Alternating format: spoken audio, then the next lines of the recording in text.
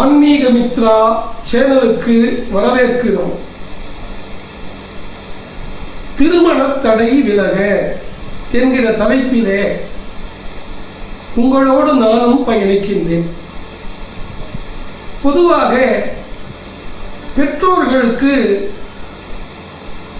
தங்களுடைய குழந்தைகள் 20 வயதுக்கு மேற்பட்ட உடனேயே பெண் குழந்தைகளுக்கு திருமணமாக வேண்டும், 25 வயதுக்கு மேற்பட்ட ஆண்களுக்கு திருமணமாக வேண்டும் என்று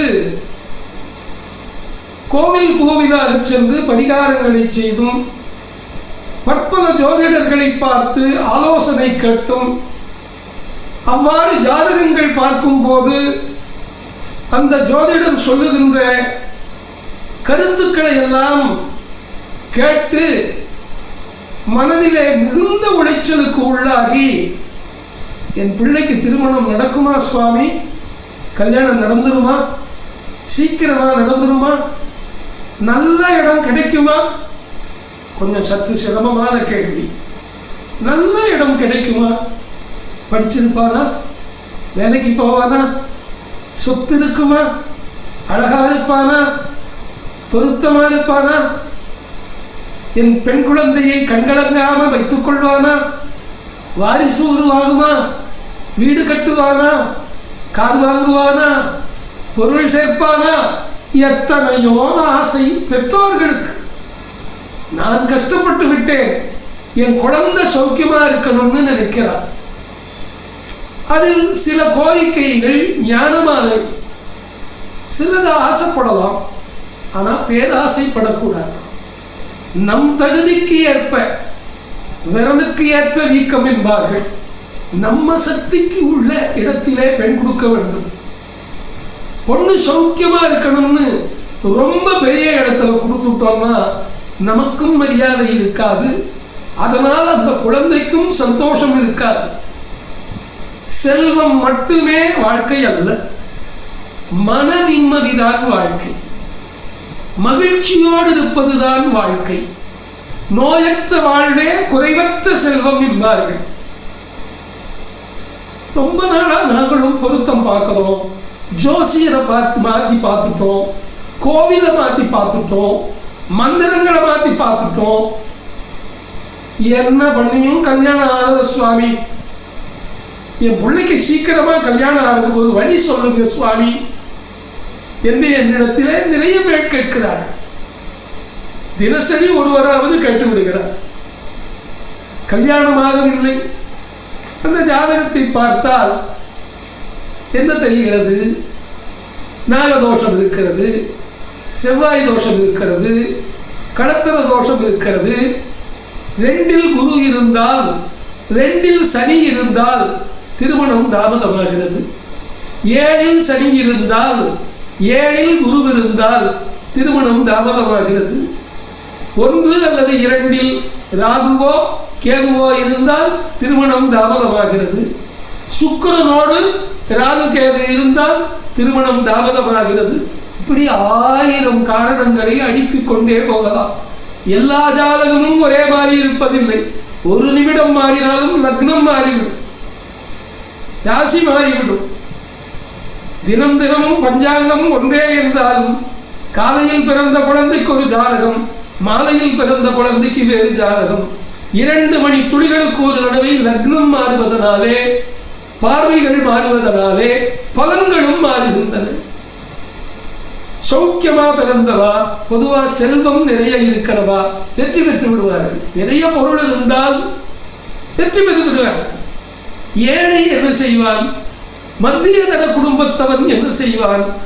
பணமே நிறைய இருந்தாலும் நிறைய தோஷம் உள்ள ஜாதகத்தை குழந்தையாக பெற்றவன் எப்படி கல்யாணம் நடக்கும்? பரிகாரம் சொல்லுங்க சுவாமிங்கிறான். நான் சொல்லுவேன், எனக்கு எல்லா மொழிகளிலுமேயே ரொம்ப பிடிக்காத ஒரே வார்த்தை பரிகாரம்தான்.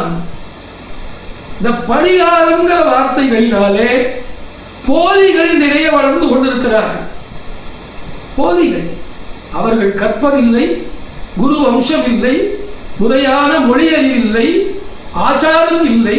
ஆனால் அவர்கள் நடத்தி வைத்த பூஜை மட்டும் எப்படி பலிக்கும் ஒரே ஒரு கேள்வி கேட்கட்டுமா? வாழை மரத்துக்கு தாலி கட்டுங்கிறான் ஒரு நபர் சொல்றேன். அது எப்படி வாழை மரத்துக்கு தாலி கட்ட முடியும்? ஒரு பெண் போய் வாழை மரத்துக்கு தாலி கட்ட முடியுமா? வாழை மரம் தானே இவளுக்கு கட்ட வேண்டும். சரி, நீ கட்டியோ அது கட்டிச்சோ. பிறகு என்ன செய்கிறார்? அந்த வாழை மரத்தை வெட்டி நதியில விடுங்கிறான். வாழை மரம் நதியில போயிடுது. நமக்கு ஒரு வாழைத்தாரே நஷ்டமா போச்சு. அதை பத்தி அவனுக்கு கவலை இல்லை. விவசாயிக்குத்தான் அதன் அருமை தெரியும்.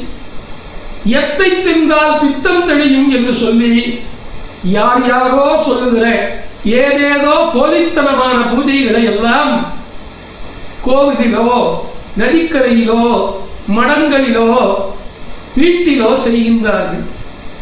வேதம் சொல்லி உள்ள, புராணம் சொல்லி உள்ள, அனுபவஸ்தர்கள் சொல்லுகின்ற பரிகாரங்களை செய்யலாம்.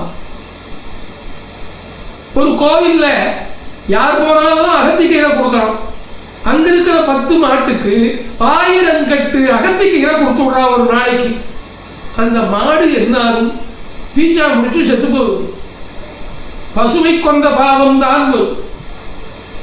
கீரை கொடுக்கலாம், தட்டு கொடுக்கலாம், தானியம் கொடுக்கலாம், புண்ணாக்கு கொடுக்கலாம், தண்ணியாவது கொடுக்கலாம். அதை விட்டுட்டு வரவங்கள்லாம் ஒரே பசுமாட்டுக்கு அகத்திக்கீரையா கொடுத்துட்டு இருந்தா எப்படி கல்யாணம் ஆகும்? நமக்கு பசுவின் சாபம் தான் நமக்கு வந்து சேரும். இப்படி முறையற்ற வேத விரோதமான பெரியோர்கள் சொல்லாததை, படிக்காதவன் சொல்லுகிற பரிகாரங்களை செய்யக்கூடாது. பிரார்த்தனை தான் ஒரே வழி. மனசார பிரார்த்தனை பண்ணணும். ஆலயங்களுக்கு சென்று அமைதியாக உட்கார்ந்து கொண்டு என் குழந்தைக்கு விரைவில் திருமணம் நடக்க வேண்டும் என்று பிரார்த்தனை செய்ய வேண்டும். அர்ச்சனை செய்யலாம். என்ன நமக்கு தெரியாது. அவர் செய்கின்றார், செய்து வைக்கின்றார். அர்ச்சனை பண்ணலாம், பூஜைக்கு கொடுக்கலாம், அபிஷேகங்களுக்கு கொடுக்கலாம்.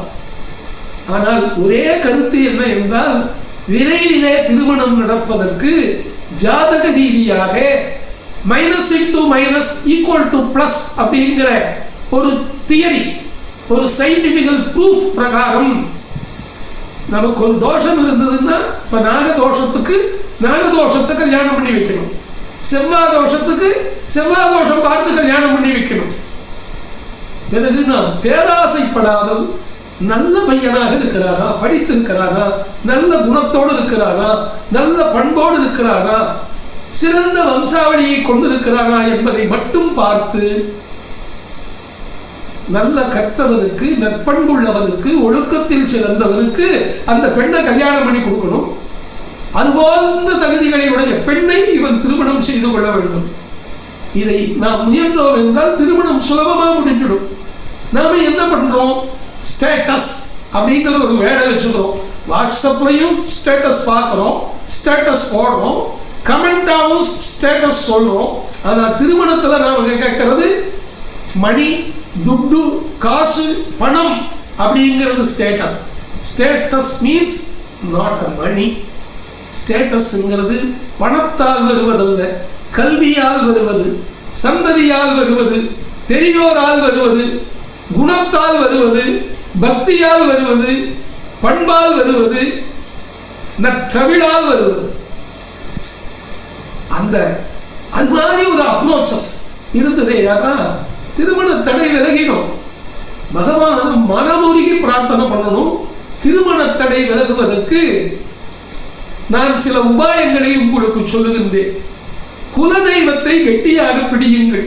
இம்மையே உன்னை சிக்கன பிடித்தேன் என்று மணிவாசகர் சொன்னது போல, அந்த மாணிக்க வாசகர் சொன்னபடி குலதெய்வத்தை கெட்டியா பிடிச்சு அடிக்கடி குலதெய்வ கோயிலுக்கு போய் வருவது, குலதெய்வ கோயிலின் படத்தை வீட்டிலே மாட்டி வைத்து அதற்கு பூஜனைகள் செய்வது என்பதை செய்யுங்கள். குலதெய்வ வழிபாடு முதல் பரிகாரம். சரியான நட்சத்திரம் ஜோதிடம் பார்த்து முன் சொன்னது போல் தோஷத்துக்கு தோஷம் சாமியம், plus into plus equal to plus, at the same time minus into minus equal to plus. அந்த மாதிரி ஜோதிட அணுகுமுறை செய்ய வேண்டும்.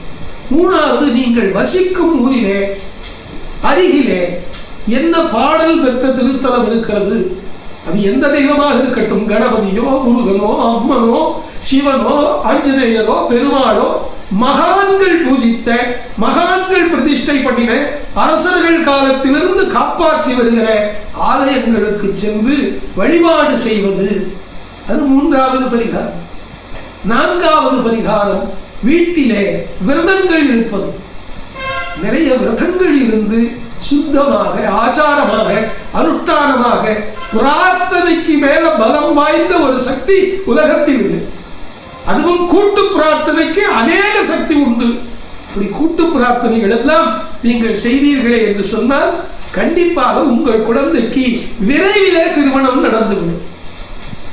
பொதுவாக சுயதிசை சுயபுத்தி நடக்கிற போது திருமணம் செய்ய வேண்டாம். குரு பார்வை, குருவின் பார்வை லக்னத்திற்கோ ராசிக்கோ இருக்கும் பொழுது செய்ய வேண்டும். நல்ல கிரகங்களினுடைய நல்ல திசா புத்திகள் நடக்கும் போது திருமணம் கைகூடிவிடும். உங்கள் இல்லங்களிலே மிக விரைவாக திருமணங்கள் நடந்தேறே நானும் பிரார்த்திக்கின்றேன். இறைவனை நானும் வேண்டுகின்றேன். எங்களுடைய இந்த ஆன்மீக மித்ரா சேனலை நீங்கள் தொடர்ந்து கேளுங்கள், பாருங்கள். சத்தியத்தை சொல்லுகின்றோம், ஆதாரங்களின்படி சொல்லுகின்றோம். நீங்கள் பாருங்கள், மற்றவர்களுக்கு பகிருங்கள், சப்ஸ்கிரைப் பண்ணுங்கள். அப்பதான் நாங்கள் தொடர்ந்து போடுற வீடியோஸ் உங்களுக்கு வரும். ஜோதிடம் சொல்லுகிறோம், ஆன்மீகமும் சொல்லுகிறோம், மருத்துவம் கூட இனி அடுத்தது நாம் சொல்ல இருக்கின்றோம். நாம் இதுவரையிலும் கற்றதை, அனுபவ ரீதியாக தெரிந்து கொண்டதை, நிரூபிக்க முடிந்ததை, சத்தியத்தை சொல்ல இருக்கின்றோம். சப்ஸ்கிரைப் செய்யுங்கள், லைக் செய்யுங்கள், ஷேர் செய்யுங்கள். உங்களுடைய வாட்ஸ்அப் குரூப்ல இருக்கிற எல்லாருக்கும் இந்த மாதிரி ஒன்று இருக்கு, இஃப் யூ டோன்ட் மைண்ட் அப்படின்னு போட்டுட்டு ப்ளீஸ் அப்படின்னு ஒரு கோரிக்கையை நான் கொடுக்கிற மாதிரி நீங்களும் உங்கள் நண்பர்களிடத்திலே ஆன்மீக மித்ராவை பரப்புங்கள். உங்கள் வீட்டினுடைய திருமண தடை விலகும், கல்யாண வைபவங்கள் நடக்கும். கல்யாண ராமன், கல்யாண நரசிம்மன், கல்யாண ரங்கநாதன், கல்யாண சிவபெருமான், சுயம்பர பார்வதி பரமேஸ்வரம் உங்களுக்கு அனுகிரகம் பண்ணுவான்னு சொல்லி, குருமுகாது ஆசீர்வாதங்களை சொல்லி எல்லா மணமக்களுக்கும் என்னுடைய வாழ்த்துக்களை சொல்லுகின்றேன். நன்றி, வணக்கம்.